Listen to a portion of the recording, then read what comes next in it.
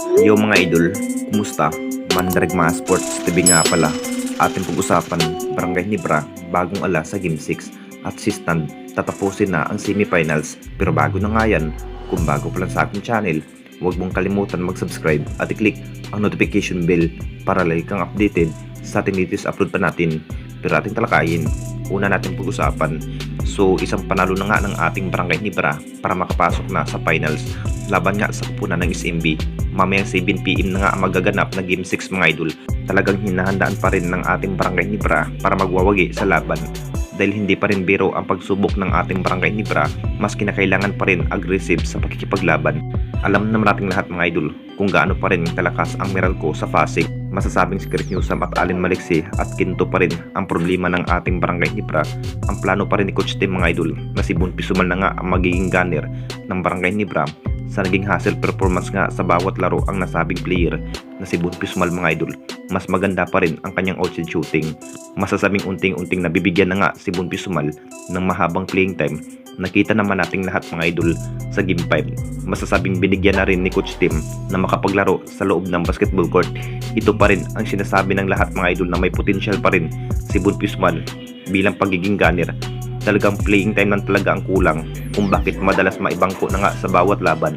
Ito pa rin ang panibagong alas ni Coach Tim at starting 5 na sa unang quarter ang nasabing player na si Bon Pisumal. Mas kaba pa rin ng ating Barangay Nibra kung sino pa nga ba ang mananalo sa Game 6 para makapasok nga sa finals round. At dito na naman tayo sa isa pa nating balita, si Stan, tatapusin na ang semifinals.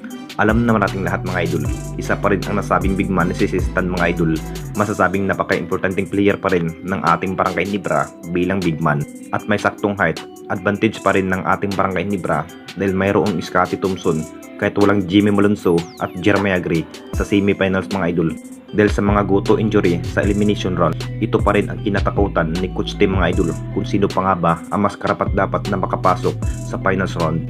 Sa naging bawat stamina ng Meralco dito mga idol, mas kinakumpiyansa pa rin na matalo nga ang Barangay Nibra dahil mas pinag-aralan pa rin ang todo kung sino pa nga ba ang magiging leading scoring machine sa bawat race na si Stanley Pringle at Ralph ang magiging gunner sa tres mga idol. Kung bakit madalas na nga matatambakan ang Meralco sa unang quarter at hindi na nga makahabol sa kalamangan. Hinahanda pa rin ni si Stan mga idol na tapusin na nga ang semifinals. Kung aabot pa nga ba ito sa Game 7 mga idol, baka mabaliktad nga ang pangyayari.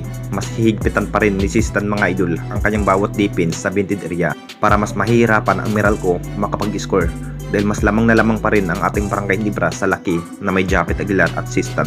At isa pa nga yan si Scottie bilang rebound. Anong masasabi ninyo mga idol tungkol sa ating video?